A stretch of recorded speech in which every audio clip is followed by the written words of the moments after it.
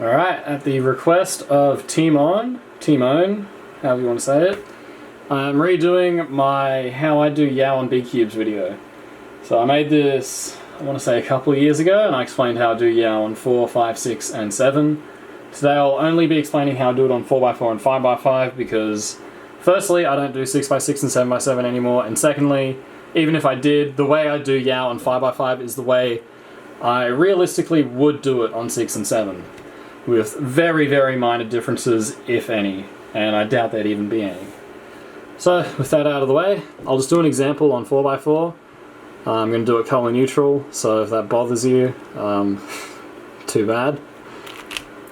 Centers aren't particularly interesting, so we'll just do them. And I do some cross edges, so there's one here. And I only do 3 cross edges, I don't do the... So once I've got 3, I used to do the last cross edge before finishing my centers.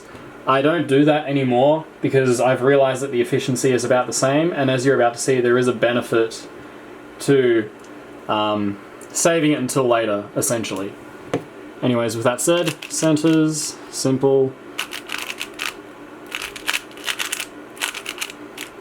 Okay, so we got kind of lucky here, and the edge is paired up. But we're going to pretend it's not paired up, so we're going to do that. Now there's 2 things you can do from here. The first is you solve that last cross edge while holding the puzzle on the left, and then you rotate and start your edge pairing. Or you can rotate immediately, pair up your edge, put it in, and then go straight into edge pairing. So with both styles of doing the last cross edge, you rotate the same number of times. However, doing the last cross edge on the bottom has the added benefit of basically giving you a better opportunity to look ahead to your edges when you start edge pairing. So this is what I do. I do the last cross edge on the bottom now, and as I'm doing that, I have a much better look ahead going into my edge pairing because I already see this edge here, and of course this one here, so I can make a decision based on that.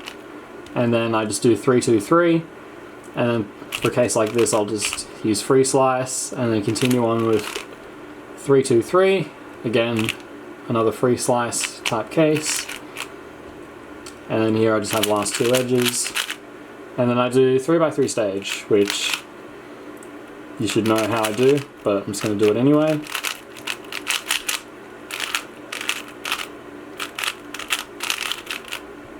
So that's what Yao on 4x4 looks like for me, and that's how I would recommend people do Yao on 4x4 in general. It's what Max Park, Seb Weyer, Felix Emdegs all do. So clearly it's working for them, and I think all the other variants of Yao have been known about for long enough that if any of them were really better, one of those 3 would be using it. And the fact that none of them are, I think sometimes top cubers are dumb and just do stuff because that's what people have done for a long time, but I think in the case of Yao on 4x4, I think we have a good understanding of the best way to do it. Now 5x5, same idea. First 2 centers, not doing this color neutral, deal with it, not even doing white or yellow. This is not a masterclass on center efficiency, I'm just trying to get it done. Please don't roast me for my shit efficiency. Cross edges, stuff there. There's some more. And last one. I'm an idiot. And on 5x5, I do like to do my last cross edge before completing centers, just because after centers, it's pretty inefficient to do a freestyle single edge pair. There can be some good cases if 2 of the 3 wings are paired up, but hoping for that is just kind of a silly contingency, so I like to just pair up the edge straight away and then go into centers.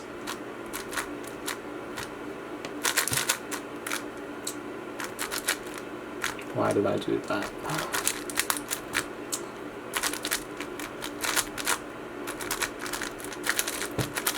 And then after centers, I can just go straight into solving that cross edge. Now when I get to edge pairing, so back in the previous video I made, I used Yao 5 instead of Yao, and between that video and this video you're watching right now, I made another video explaining why Yao is better than Yao 5. The TLDR is R, U prime, R2 prime, U prime, R. And what that means is with Yao 5 you're restricted to free slicing F12 edges, with normal Yao you're not. And with Yao 5 you solve 2 F12 pairs as a way to reduce last 4 edges to only being in the front basically. But you can achieve the same thing by just doing any 4 edges and then that 5 move trigger. And then yeah, of course you have to solve 2 extra F12 pairs on top of that, but it's still just a massive time save in my opinion. Now the other thing is I don't necessarily always pair up 4 free sliced edges. Sometimes I only do 3, sometimes I only do 2. Usually I don't do 1, that's pretty rare, but if I see like an easy freestyle-y type case, that's what I'll do. So this is the first edge I see, and I also notice I can mostly preserve my centers while doing that. I then see this, so I'm going to kind of put it down such that I can potentially solve it with my centers. And then I see this over here, so kind of out of luck. And then this one here. And then probably just this is my last edge. And then see this one there. And then finish, and then do that 5 move trigger, and then go straight into the last 4 edges. And this is just freestyle, so I would solve this edge first, and then pair that one up as well, and then simple last 2 edge case. And then 3x3 stage.